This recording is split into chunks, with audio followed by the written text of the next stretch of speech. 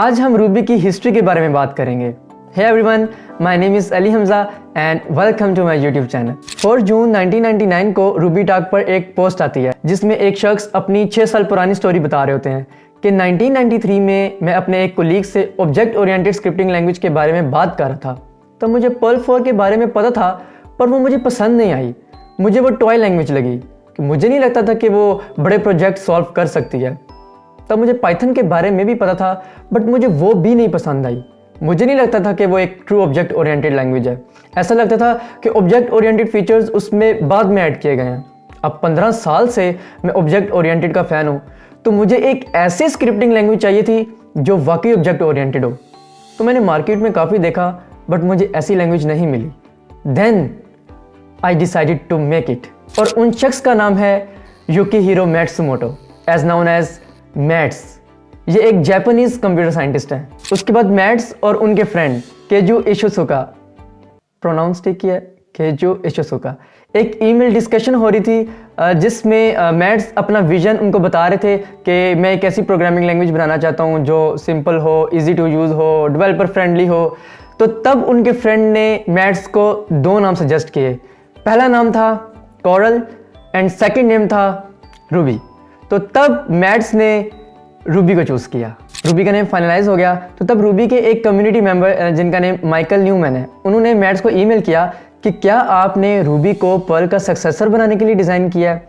Then 11 जून 1999 को Ruby talk पर एक और पोस्ट आती है जिसमें मैट्स ये क्लियर कर रहे हैं कि मैंने रूबी को पर्ल का सक्सेसर बनाने के लिए डिज़ाइन नहीं किया। एक्चुअली में रूबी मेरे एक कोलीग का बर्स्टोन है। बर्स्टोन के बारे में तो आपको पता होगा, कुछ स्टूडेंट्स को पता है और कुछ स्टूडेंट्स को नहीं पता।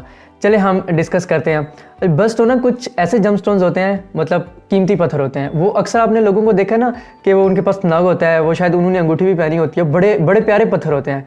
तो वो ऐसे जमस्टोन होते हैं जो कि हर मंथ के साथ लिंक्ड होते हैं। ठीक है, अब जैसे रूबी है ना, वो जुलाई के साथ लिंक्ड है, जून के साथ लिंक्ड है पर्ल। तो इस वजह से वो माइकल न्यूमैन ने तो मैसेज किया था कि भाई क्या आपने रूबी को पर्ल का सक्सेसर बनाने के लिए डिज़ाइन किया, जैसे जून के बाद जुलाई, पर्ल के बाद रूबी। अब ऐसा भी नहीं है कि हर मंथ के साथ जस्ट एक ही जमस्टोन एसोसिएटेड है, एक से ज़्यादा भी हो सकते हैं। अब जैसे दिसंबर है, उसमें आई थिंक 2-3 है, ज़्यादा है उसमें। आप भी अपना बर्थस्टोन चेक करें और हम भी अपना बर्थस्टोन चेक करते हैं। Feb birth stone amethyst purple colour में, वाओ एमेथिस्ट। चलें, हमें पता चल गया कि हमारे मंथ का बर्थस्टोन एमेथिस्ट है। आप भी मुझे कमेंट सेक्शन में बताएं कि आपका बर्थस्टोन क्या क्या है। लोगों का मानना है कि अगर हम अपने मंथ का जमस्टोन अपने पास रखें तो वो हमारे लिए काफ़ी लकी होता है। अगर मैं आपको अपने दोस्त की बात बताऊं, हम टेक्सला में थे, तो उसने वो एक नग मिला। उसने कहा कि यार जब से ये मेरे पास आया ना, ये मुझे पैसे मिलते हैं, ये मेरे लिए काफ़ी लकी है। आपने कमेंट सेक्शन में बताना है कि आप इन जमस्टोन्स के बारे में क्या थॉट्स रखते हैं। रूबी जमस्टोन, ओके, तो ये देखें, ये है रूबी जमस्टोन, ये हैं जी। देखा आपने, लोगो भी देखा होगा, रेड कलर का है। इसका जो कलर है ना, वो dark shade of pink and red है। अब आपको रूबी के लोगों की समझ आ जाएगी कि ये एक जमस्टोन है। चलिए हम वापस टॉपिक पे आ जाए, हमने काफ़ी सारे कीमती पत्थर इकट्ठे कर लिए हैं।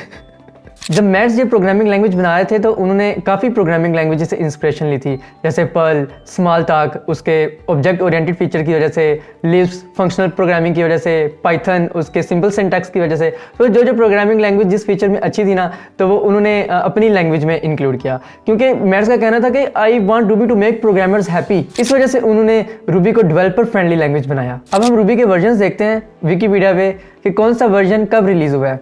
ओके, तो फर्स्ट रूबी 0.9, ये क्या हुआ है, हाँ 0.95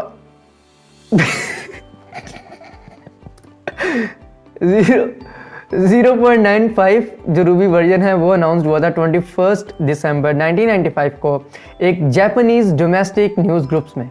ठीक है, उसके बाद फिर दिसंबर 25 में रूबी 1.0 आया, फिर 1.2, फिर 1.4, फिर 1.6, ये आप देख सकते हैं। उसके बाद 1.8, 1.9 वर्जन आया। उसके बाद फिर आया हमारे पास वर्जन 2.0, ये आया था हमारे पास 24 फेब 2013 में। ठीक है, उसके बाद फिर हम नीचे आते हैं, फिर रूबी 3 आ गया वर्जन, ये आया हमारे पास 2020 में। ठीक है, क्रिसमस डे पे।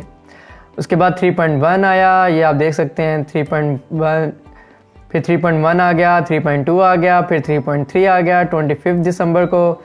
और उसके बाद अब जो लेटेस्ट जो चल रहा है ना वो 3.4 चल रहा है, अभी रिसेंटली 25 दिसंबर को ही आया 2024 को। अब आपको दिखाता हूँ मैं, ठीक है। What is the latest version of Ruby programming